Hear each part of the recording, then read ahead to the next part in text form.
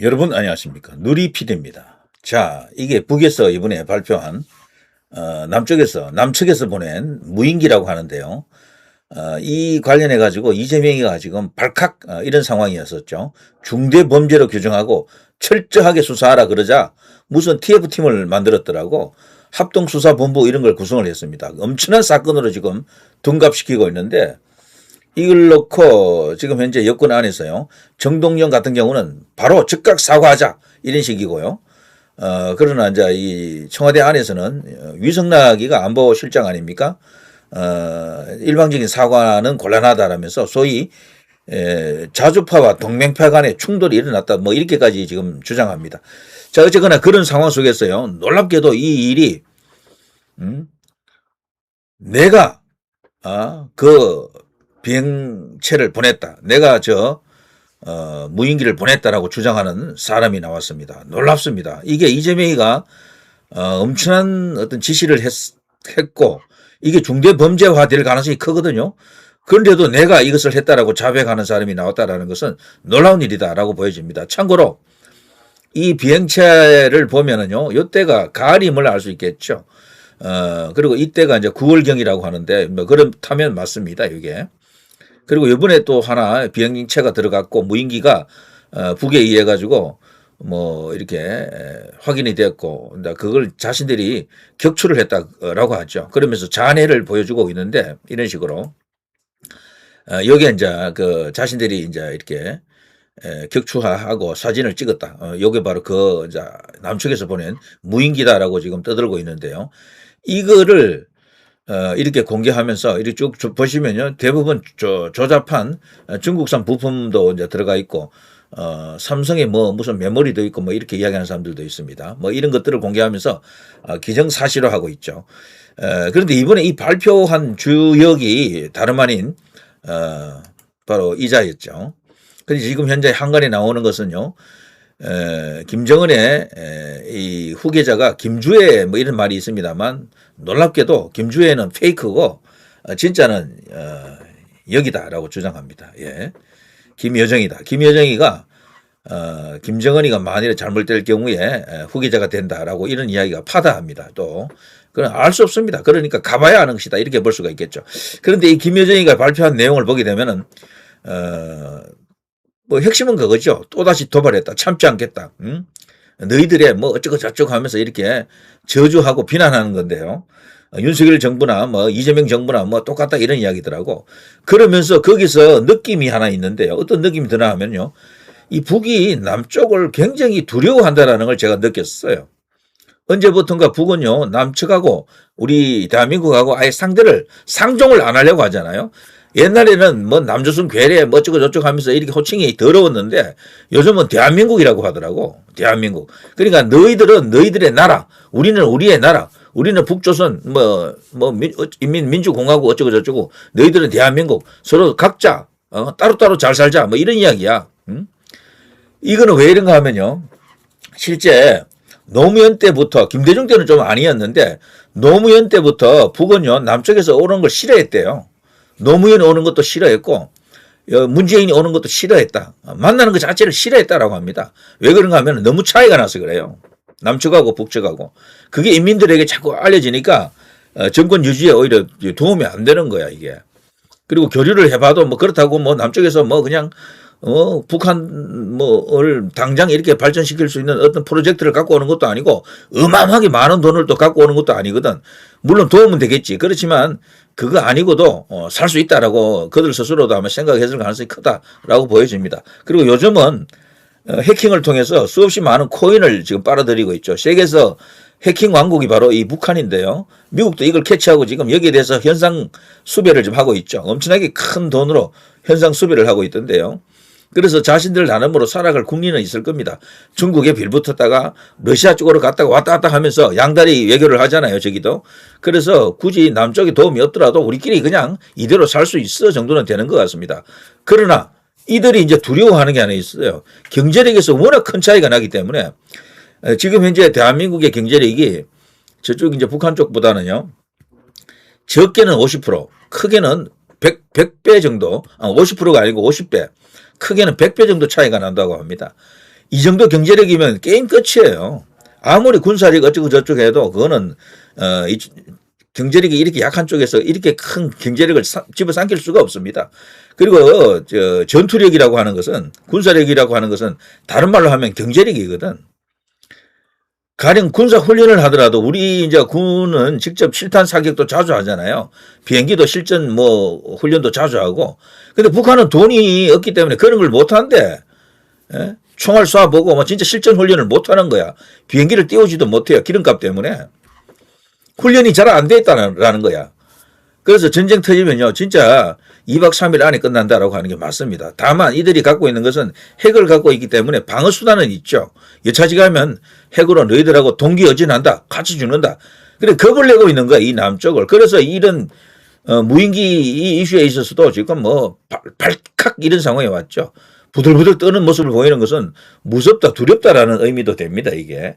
그러니까 결국은 박정희 대통령으로부터 시작된 경제개발 그것이 결국은 이 나라를 반석 위에 올려놓은 겁니다. 자주국방의 완성은 경제력이다 이렇게 볼 수가 있겠죠. 자 그런 것까지도 고려해서 이걸 봐야 됩니다. 그런 속에서 이들이 남쪽에서 이런 걸 보낸 걸 갖고 이 정도로 겁을 내고 있다. 난리난 상황이다라는 것을 연출하는 것은 북의 상황을 우리가 어느 정도 짐작할 수 있다 이렇게 볼 수가 있겠죠. 자 그런데 이 김여정이가 말이죠. 이렇게 이제 이야기하고 나서 그리고 결국은 이재명이가 거기에 대해서 화답을 했는데 이재명은 대통령이 되고 나서 제일 먼저 했던 게 대북 확성기 방송 끊었고 그리고 KBS의 대북 방송 끊었고 그리고 대북 전당 끊었고 모든 걸 다 끊어버렸죠. 가장 중요시하는 자신의 그 정책이라면 대북 정책인데 이게 지금 다 막혀버렸잖아요. 자기 스스로도 그러더구나. 모든 게 다 막혔다고. 어느 하나 구멍이 뚫려 있는 게 없다라고 하더라고. 이재명 본인 스스로 그렇게 말했습니다. 그런데 정동영이는 어쨌거나 옛날부터 하는 짓이 이제 그런 짓 아닙니까? 계속해서 북한하고 뭘 해보려고 북한의 호칭도 바꿔보고 뭐 북한이라고 부르지 않고요. 뭐 조선민주주의 인민공화국 이런 식으로 불러주고 막 그래요. 그러면서 전체적으로 북에 대해서 문을 열려고 노력하는데 근데 우리가 딱 보더라도 북이 모든 걸 다 지금 차단해 놓고 있고 그리고 이제 이 휴전선 부근에 말이죠. 거기서 남쪽에서 아예 북쪽으로 못 오게끔 뭔가 이렇게 방어벽을 치고 있다 그러죠. 그러면서 이재명이가 또 그걸 언급하더라고. 와, 큰일 났다. 지금 북에서 우리 자기가 대통령이 됐기 때문에 북으로 그냥 공격할 가능성은 단 1도 없는데 북에서 아예 거기에 대한 방어벽을 치고 있더라. 무슨 공사를 하고 있더라. 이런 이야기를 하고 있었죠. 그러면서 이대로 가면 남과 북은 이제 완전히 단절된다. 빨리 이제 이렇게 혈로를 뚫어야 된다. 뭐 이런 어떤 강박증에 지금 시달리고 있을 정도인데요. 자, 그 속에서 지금 이런 사건이 터진 거거든.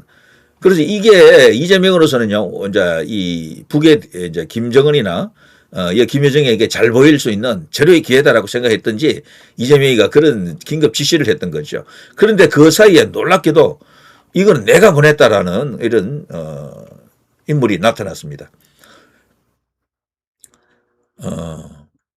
한 30대 대학원생인데요.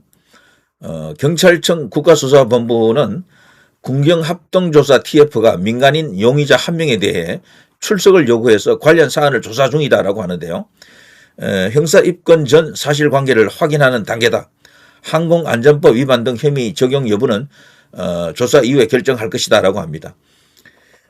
북한은요 지난 10일 조선인민군 총참모부 대변인 명의 성명을 통해 지난해 9월과 이달 4일 한국이 개성 평산 일대에 무인기를 침투시켰다라고 그리고 그걸 격추했다라고 주장했었죠. 그때 이재명이가 아까 제가 설명드린 것처럼 아주 난리법석을 떨었고요. 평화와 국가 안보를 위협하는 중대 범죄 이렇게 지금 규정했습니다. 엄청난 일입니다. 자 이런 가운데 30대 대학원생이라고 하는 A씨는 이걸 최초 보도한 것이 바로 채널 A인데요. 북한에 날아간 무인기는 내가 보낸 것이 맞다라고 일단 주장을 했고요. 이 A씨는 대학에서 기계, 항공, 우주공학을 전공했다라고 하고요. 문제의 무인기는 지인이 아는 사람이 중국 온라인 마켓에서 구입한 기체를 1차 개량한 뒤 자신이 카메라를 장착해서 운용했다라고 설명합니다. 이 A씨는 지난해 9월부터 3차례 무인기를 띄웠다. 최대 4시간에서 6시간 뒤 돌아오도록 귀환하도록 설정했는데 2차례는 돌아오지 않았다. 2차례는 이런 식으로 격추된 겁니다. 3차례 중에 1차례는 돌아왔다라고 합니다. 그 격추된 것이 이제 이것이고요. 이 처음에 간 게 이렇게 격추된 것 같습니다. 이렇게 가을 무렵에 작년에. 자, A 씨는요 무인기를 보낸 이유에 대해서 예성강 인근 여기가 논란이 있었죠. 북한 평상군에 위치한 우라늄 공장의 방사선 중금속 오염도를 확인하고 싶다라고 합니다. 사진을 직접 찍어서 색깔로 보더라도 어느 정도 나타나거든요. 북한이 공개한 무인기의 외관과 위장색 무늬는 내가 직접 실한 것과 일치한다. 촬영 영상과 관련 자료를 제시하고 있습니다. 우리 군이나 북한 군사시설을 의도적으로 촬영한 적은 없다라고 합니다. 그러니까 이 A씨는요, 그 당시 논란이 됐던 북한 그 우라늄 공장에서 엄청난 어떤 방사선 중금속 이런 것들이 흘러나온다. 이것을 직접 확인해 가지고 뭐 나중에 어떤 정보로 활용하려고 했던 것 같아요. 자, 경찰이 조사한 인물은 무인기 제작을 도운 지인으로서 A씨는 지인은 북한에 보낼 것이라는 사실을 몰랐다라고 주장합니다. 그 자기가 혼자서 했다라고 하고요. 경찰은 조만간 A씨 본인을 불러서 인터뷰 내용의 진위와 실제 무인기 운용 여부 등을 확인한다라고 합니다. 그리고 또 연합뉴스가 이런 또 보도를 했습니다. 이 A씨는 윤석열 정부 당시 대통령실 대변인실에서 뉴스 모니터링 업무를 담당했다. 그리고 계약직으로 근무했다라는 그런 짧은 기간이지만 그런 경력이 있다고 합니다. 그리고 특정 정치 사회단체에 소속된 정황은 없다라고 하네요. 그리고 현재 경찰에서는 인터뷰 내용에 관해 확인해 줄 사항은 현재로서는 없다. 모든 가능성을 열어두고 수사를 진행 중이다라고 합니다. 자, 이게 너무도 기이한 상황입니다. 이재명이가 엄청난 발언을 하고 이건 중대범죄다. TF팀을 즉각 구성하라.